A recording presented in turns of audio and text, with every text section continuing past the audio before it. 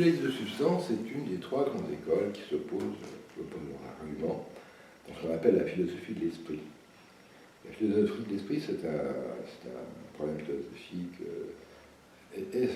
extrêmement important, on va dire peut-être le principal, le plus grand problème de la philosophie, qui étudie les rapports entre le corps et l'esprit, ou même certains vont dire entre le corps et le cerveau, entre le corps, le cerveau et l'esprit. Oui.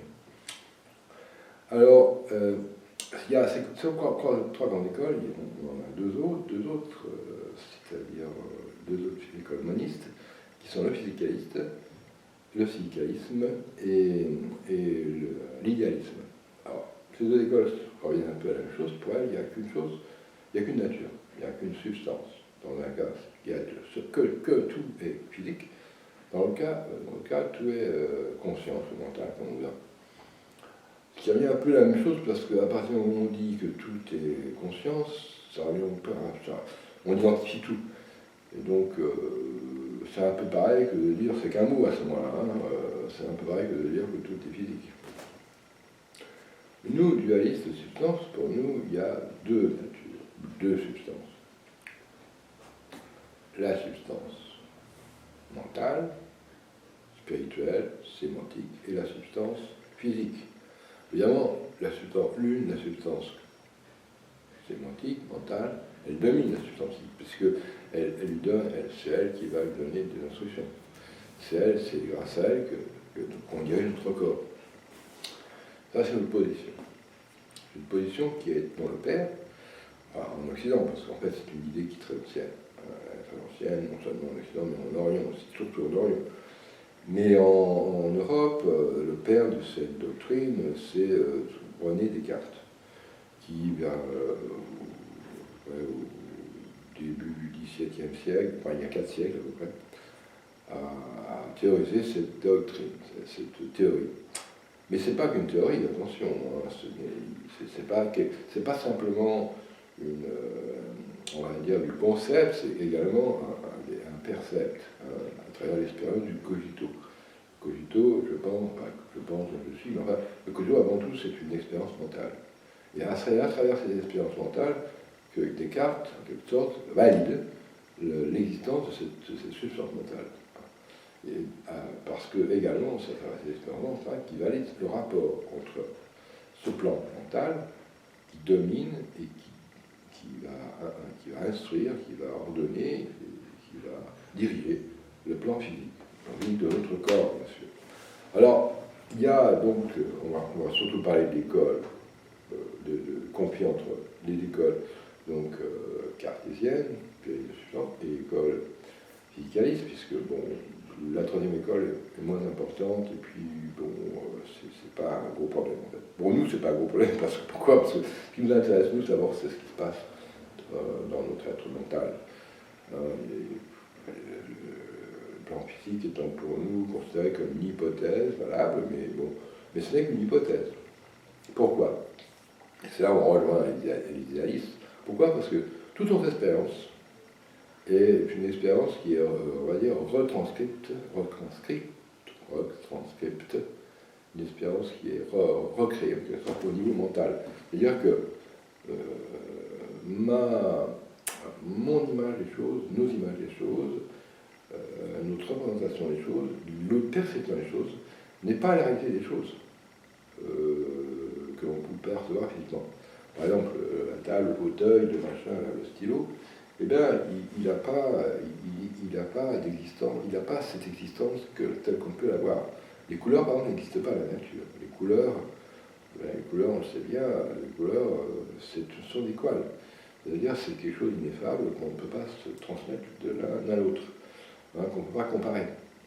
C'est une expérience mentale, une expérience intime. La réalité des couleurs, c'est pas dans la nature extérieure, la réalité des couleurs, à partir du moment où on accepte comme hypothèse que cette réalité existe, eh bien cette réalité, ce sont des longueurs d'onde. Ça n'a rien à voir avec les couleurs. Pareil pour les formes. Cette forme-là, dès qu'on prend un microscope, évidemment, cette forme-là va disparaître, elle va faire place. Au fur et à mesure qu'on descend, on va faire place à d'autres formes.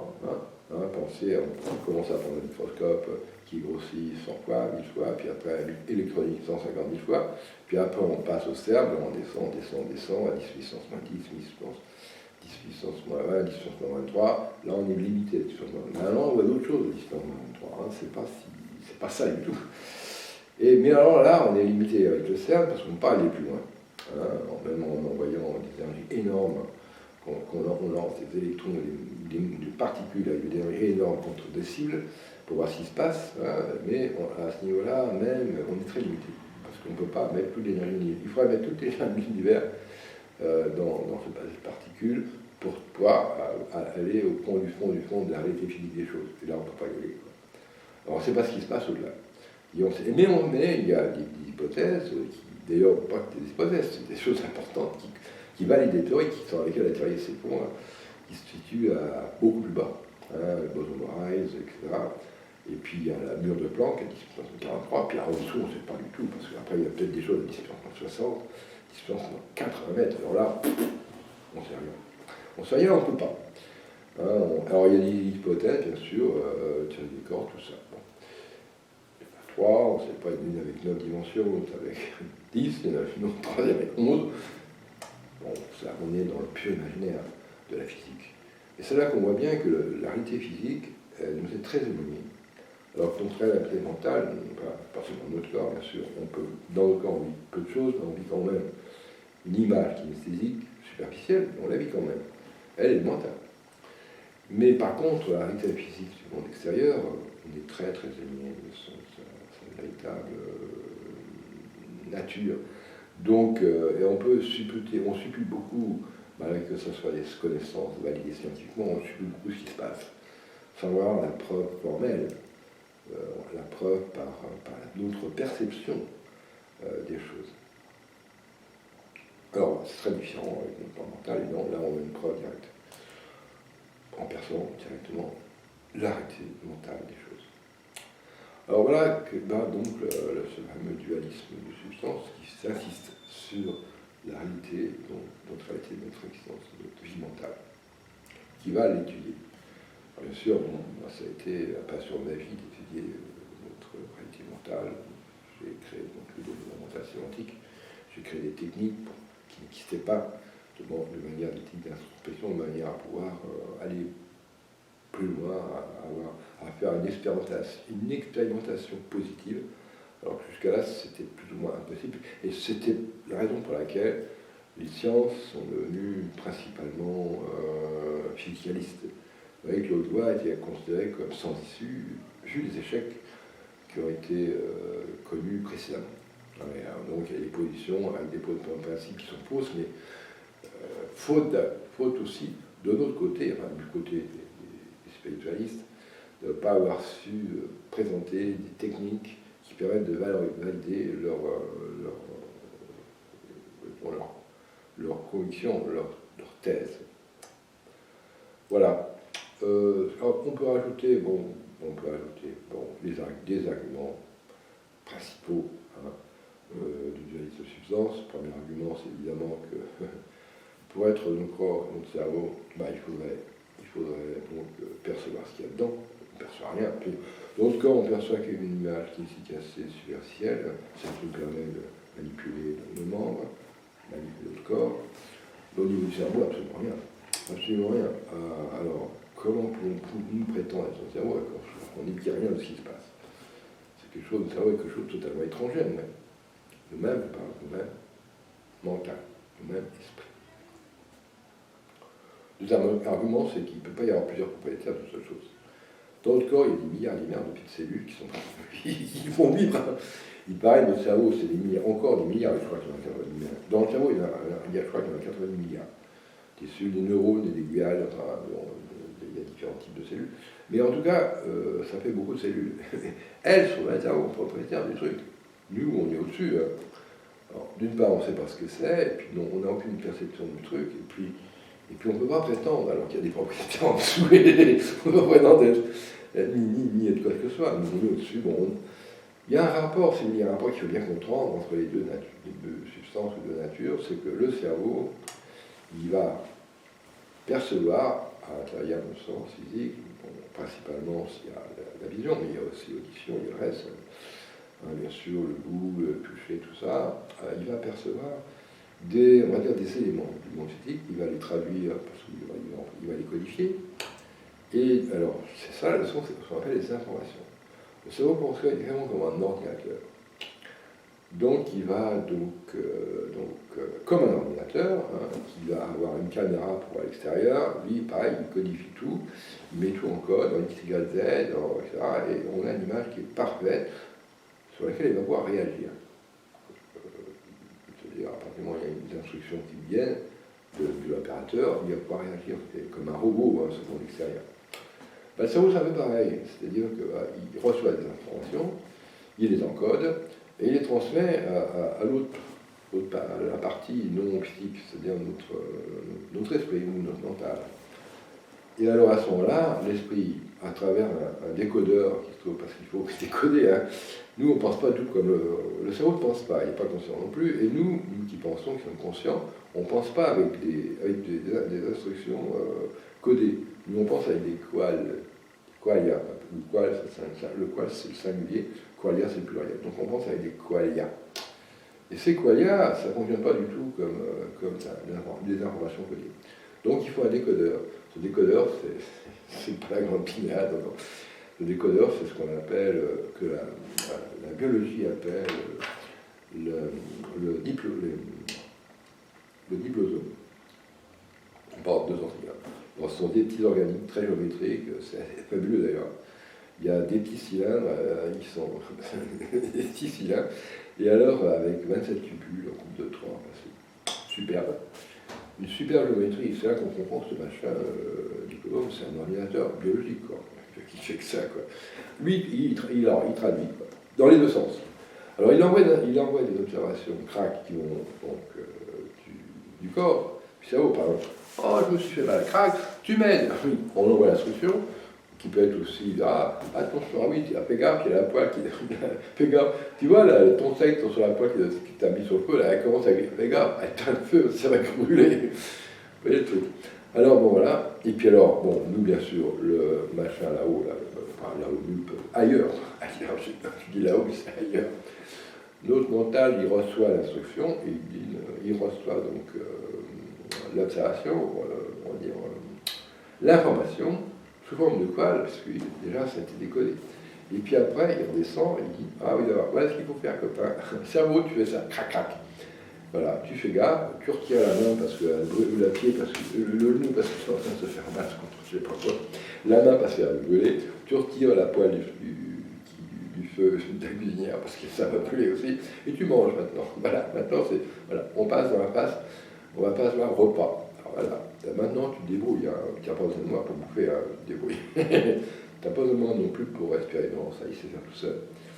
Le cerveau fait faire un tas de choses tout seul. Certains qui se demandent pourquoi on est si gros, mais il a beaucoup de boulot, pourquoi. Et c'est lui qui est en quelque sorte en surveillance continue tout ce qui se passe dans le corps, il règle tout, la circulation du sang, bien sûr les poumons, la respiration, tout ça. On n'a pas à s'occuper de ça, ça se fait tout seul. Nous on intervient un petit peu au-dessus, quoi, en tant que mental. Alors bon, il y a d'autres arguments bien sûr, multiples.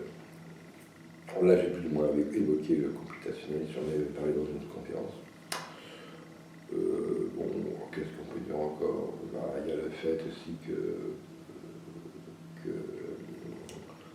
il y a une incongruité, c'est complètement incongru et aberrant de croire que du physique peut naître d'une façon miraculeuse du mental, parce que, en quelque sorte, le physique, c'est simple, c'est un monde, c'est un monde, on va dire, qui est gouverné par des lois absolues, on va dire des lois, donc tout est temporel, tout est causal là-dedans, tout est absolument déterminé, et puis il n'y a que quelques grandeurs, en fait, qui permettent d'ailleurs de mesurables, qui permettent d'ailleurs de pouvoir mesurer ce qui se passe.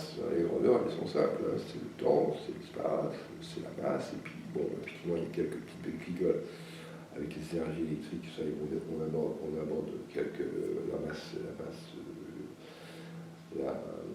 la masse électrique, mais bon, tout ça, c'est quand même assez limité.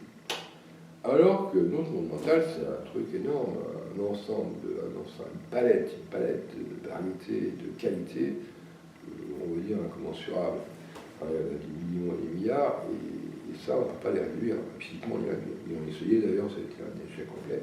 C'est pour d'ailleurs qu'on a abandonné les physiciens, on a abandonné progressivement tout au cours du XXe siècle, ils ont apporté profondément leurs thèses pour commencer, continuer à pouvoir continuer à pérorer sur trois pattes, mais à chaque fois avec des grosses erreurs à chaque fois. Voilà, alors, bon, donc, croire que comme ça, la conscience peut surgir du cerveau qui est purement biologique, c'est incongru, quoi. C'est incongru. Ça n'a pas de sens. Il y a ce qu'on appelle, c'est le fameux big problème, quoi, donc comme ça. Voilà, big problème en intelligence artificielle. Bon, bah oui, l'ordinateur ne peut pas être conscient, c'est comme ça, désolé, ça ne sera jamais le cas. Quoi que vous fassiez, c'est impossible de former, c'est une machine. C'est une machine qui est aveugle, qui fonctionne comme un boulier, qui fonctionne très bien, il a de bons résultats pour calculer un tas de trucs, mais à part ça, ça ne sait rien faire. C'est pas penser, c'est pas être conscient, ça ne sait pas avoir une intention, ça ne sait pas avoir des émotions, ça ne sert pas à avoir non plus confiance en lui, heureusement, parce que s'il y a ce problème, s'il était conscient, alors il aura un gros problème, le petit ordinateur, c'est qu'il aura une angoisse ontologique affreuse et il se suiciderait tout de suite, il ne pourrait pas vivre. Il se suiciderait tout de suite s'il lui manque la confiance en soi-même, pire emploi, comme nous on a, parce que alors là, c'est aussi immédiat. Il se débranche. Le pauvre petit se débranche parce qu'il ne peut pas supporter. Il ne peut pas supporter son ignorance. Mais le problème, c'est qu'il n'a pas d'ignorance. Voilà. Excusez-moi. Bon, je crois qu'on a un peu fait le tour du dualisme de substance. C'est c'est pas seulement une théorie, donc c'est quelque chose qui est fondé sur un certain nombre d'observations, pas seulement physiques, hein, bien sûr, parce que physiquement, on ne peut pas approuver, pas valider sur le plan physique, c'est très difficile, il y a que 2-3 trucs, mais c'est très difficile. Ce qui va se passer sur un plan mental, c'est vrai que le mental, ce non mesurable ne peut pas être validé par le mesurable. Ça, c'est M. de Laplace l'aurait dit aussi. Hein. Et par contre, les physiciens ont installé leur système de manière que ça soit pratiquement non critiquable, parce que leur problème, enfin, leur espèce de serpent qui se mord la gueule, c'est de dire tout est physique, donc, et comme d'autres trucs on ne peut pas mesurer physiquement, et il n'existe pas, bien sûr, mais il y a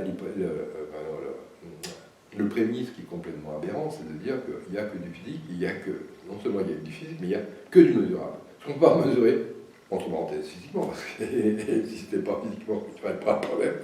Ce qu'on ne peut pas mesurer physiquement n'existe pas. C'est-à-dire que direct, on supprime la moitié de la réalité du monde, de nos mondes, et surtout, direct, on supprime ce que je suis. Ça c'est plus grave, parce que c'est que supprimer un stylo, ça n'a rien à foutre. C'est supprimer le plan physique. On peut s'en passer, on peut s'en passer tout le plan physique. Par contre, notre plan mental, on en a besoin pour vivre, sinon on n'y a rien du tout. Alors, je ne sais pas comment ils arrivent à retourner sur leur pied, c'est très compliqué, mais enfin, ils y arrivent à nous prouver à tenter de prouver que les qualia, ça ne peut pas exister, c'est une pure illusion.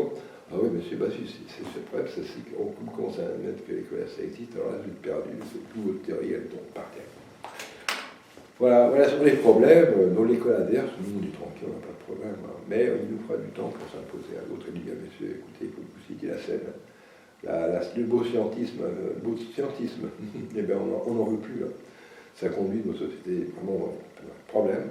Alors, vous partez, quittez la scène, et vous vous intéressez plus à raisonner. Construire une autre science, une science dualiste de substance. Voilà, ce petit exposé. J'espère que je vous ai un petit peu intéressé. Je vous remercie de m'avoir écouté. Et puis je vous dis bonsoir et à bientôt.